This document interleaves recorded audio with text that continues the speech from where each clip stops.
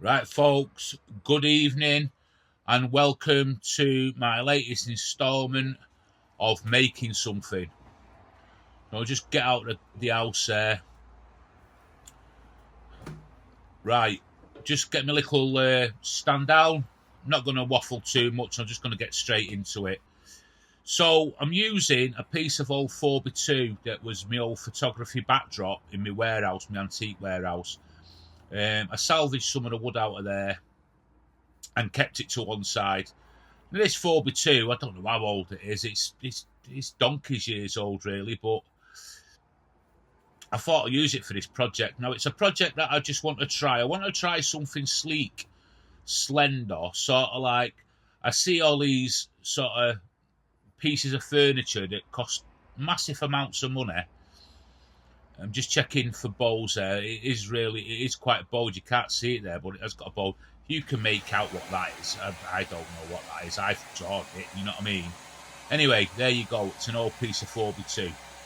So yeah, I see like furniture selling for stupid amounts of money, and I think, wow, do you know what I mean? Is it really that much? But you know, if it's sort of like, and a lot of it's like mass-produced stuff. It's not like it's handmade from sort of artisan small workshops where you'd expect it to be higher and the quality to be superb. This is like, I'm not going to name sort of stores, excuse me, but I think you know where I'm coming from. So I thought I'd try and just sort of do something myself along those lines. Now, it's not going to be big carpentry, big time Charlie sort of look to it, but I'm going to do my best to make something sort of design led here and make it visually really appealing and functional.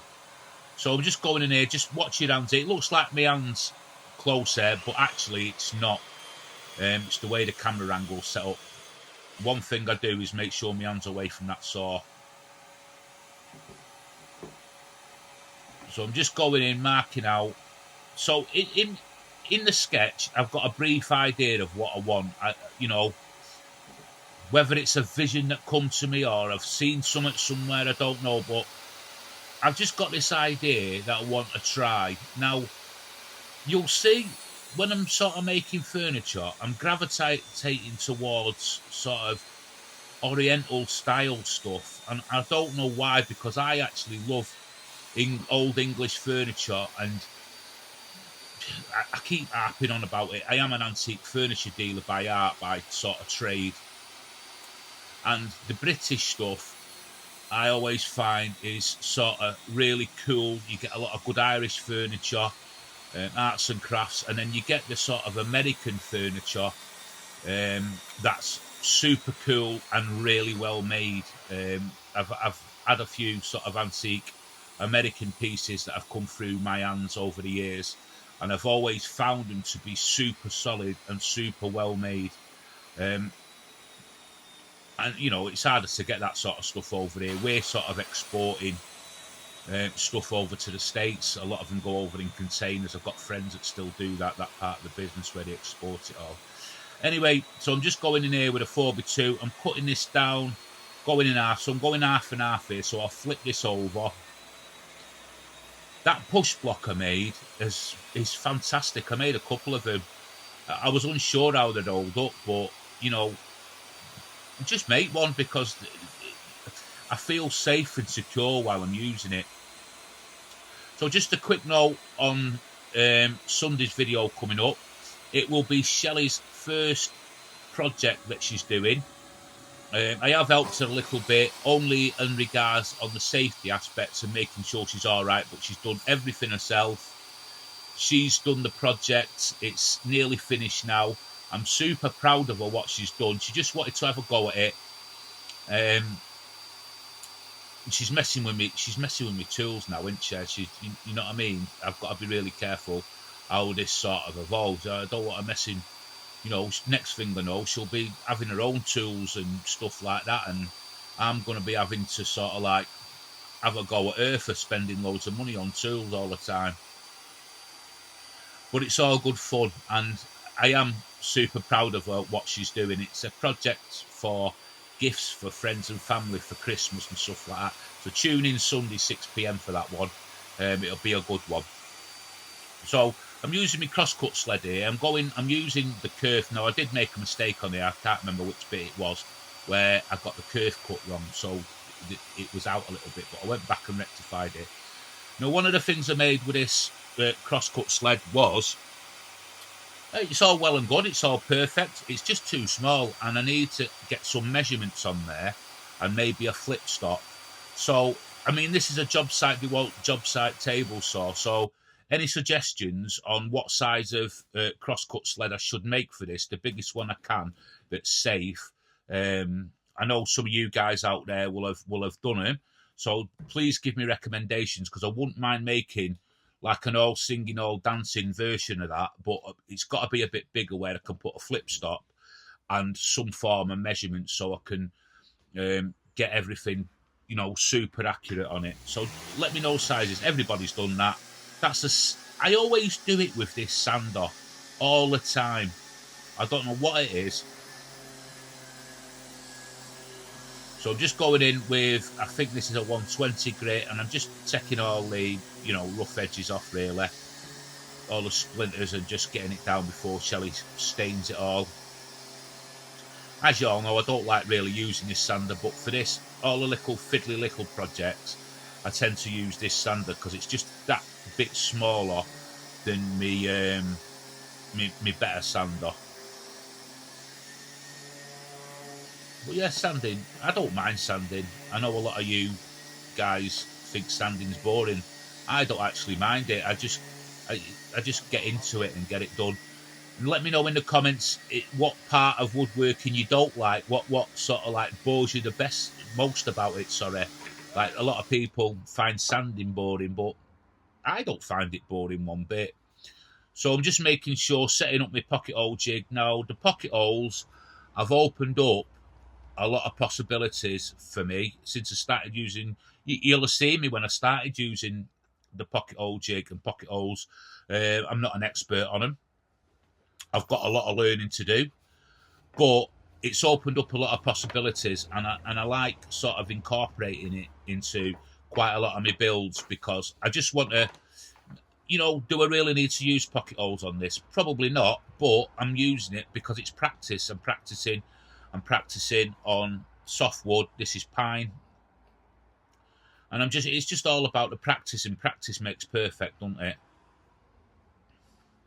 So that is roughly 2 centimeters thick there. I don't know what that relates to in inches.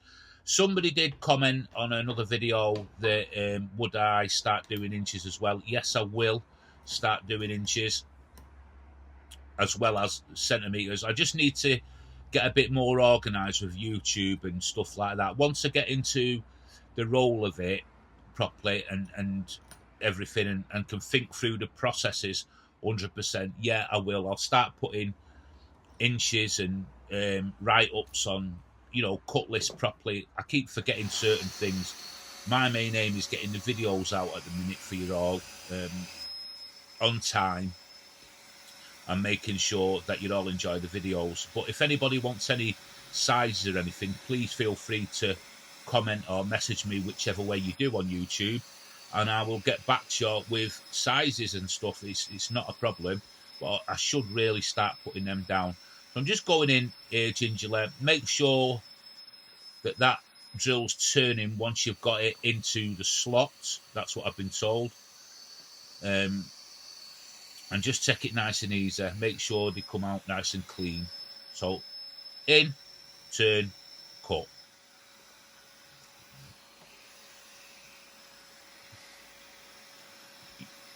This pocket hole jig it's okay. You know, where I got it from, in a company in the UK called Rutland's, they've got them on offer at the minute for £50. I think I paid £75 for mine when I bought it, but they've got it for £50 on offer at the minute. So any UK viewers there want to go over to Rutland's and have a look at that, it is a good pocket hole jig. I can recommend it. I mean, I'm using it. I've had no problems or issues with it. The only one issue we've got is the drill bit, the collars, the stock collars. the little bit that tightens it up is a bit flimsy, and I will be putting a new screw sort of type thing in that. But other than that, it's not an issue, and for the money it's worth it. It's all sort of solid aluminium, I think it is. So my signature, what I'm trying to build into all my furniture that I make, is these little 3 holes. So this is on a part of it that's going to be super delicate. So the holes are a little bit smaller, and I'm having to think what size sort of forcing a bit. You know, what's it going to look like? All these things running through my head. And there I am using my Japanese rules and squares and stuff like that.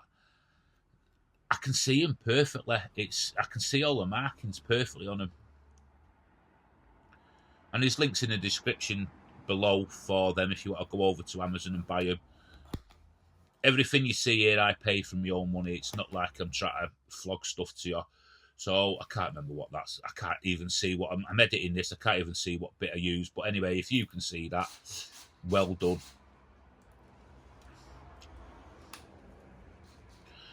So I've got the board at the back there to minimise tear out. I mean, you still, whether it's just me or not, I don't know. But you get a little tiny bit, but it's not an issue.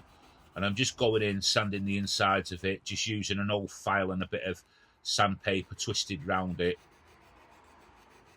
just to tidy it up, and then just go over it. What I'm enjoying about the process of doing these is going over everything and try to get everything as perfect as I can. It's, you know, you're going back and back and back to pieces. But here's Shelley now. She's doing a 2-tone finish on this. So she's got 2 different stains. It's not a big project list, but what I did find with this project, it was, I would call it like technical. It was a very technical project because sometimes some of the simplest things either can be more difficult to make. You look at them and you think that looks easy, but they can be more difficult to make, and half the time that's because of the technical aspect of it. Like the measurements with this was very technical, and I'll come back to that shortly and show you what I mean, or tell you what I mean. So she's dabbing that into the end grains there. So I've just got to line everything up here. Make sure everything's super square here. Am I getting this 100% right? I could have like a board there pinned down, might make my life a bit easier, I suppose. So I'm just going in here 1 centimetre. And this is where all the technical bits sort of start coming in. Things that I didn't think of.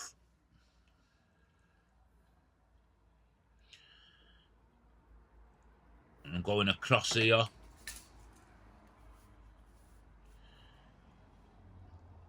This is like this bit is super crucial. You get all them bits of wood, there's 8 strips of wood there.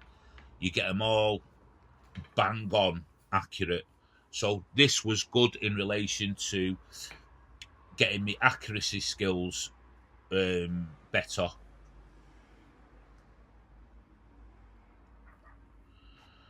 If you can hear the dog barking in the background, that's not Stanley. It's someone outside somewhere. Dog's going absolutely mental.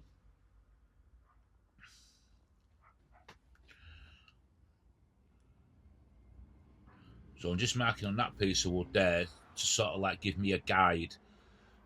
So I'm gluing this together. I'm using a combination of glue and CA glue to use as the clamp.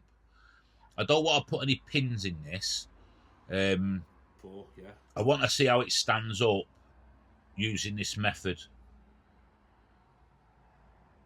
In hindsight, what I could have done here is added dowels as well, but I chose not to. I might add dowels in the future to it that run through this. So I've got to keep 1 centimetre at that end. So you can see where Shelley's two-toned everything here. I'm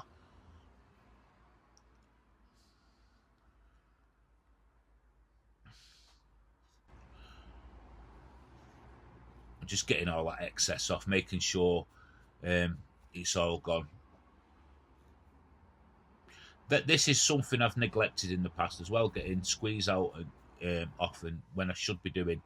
I've done that in the past, so now I've started making sure all the squeeze out and glues off, and it just looks better, doesn't it, really? And this is part of the patience I'm learning within making stuff, because I've always been sort of an impatient sort of person. I'm learning a lot of patience. So more glue, just a bit more glue there. I never know how much glue to sort of put on. I don't know if there's any sort of formula as to what glue. The glue I'm using there is Titebond 2 because it's an indoor project, so it doesn't need any sort of weatherproofing or anything like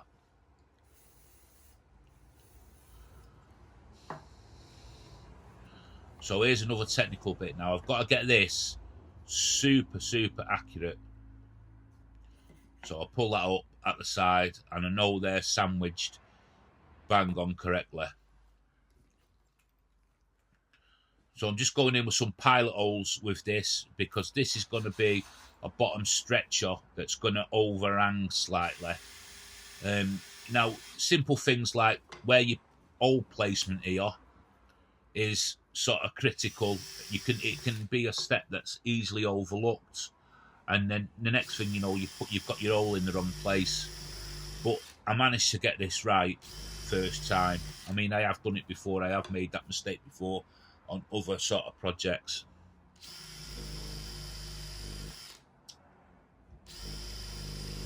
But just take it nice and easy. Take your time, and just go in gingerly with these screws, because that wood where it's fitted to there is super thin. And it all comes back to the look of the piece and being a delicate piece. So there's where you see the overhang there, which is intentional. And I'm using some plugs that I cut up from old antique furniture a while back. Just give that a ding in. Bit of Japanese saw action for you there. A bit of mahogany, that is mahogany. Come from a mahogany chair that was made round about 1900 that was not fit for repair, so I salvaged all the bits of wood from it. So I'm just banging down a bit of glue here again.